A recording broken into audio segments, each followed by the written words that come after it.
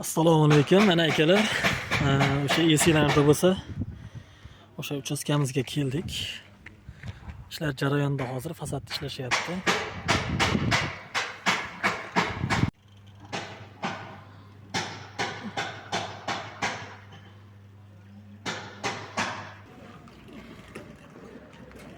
Xo'p do'stlar, bu uchastkamizni bo'lni noldan qildik. Endi buni ichki dizaynlarini ham qilib berganmiz. Ichki dizaynlarini ham hozir patologlarni qilishyapti ekan, o'shani bir maslahatlashgani keluvdik. Chizma bo'yicha ketyapti, xudo xolasa.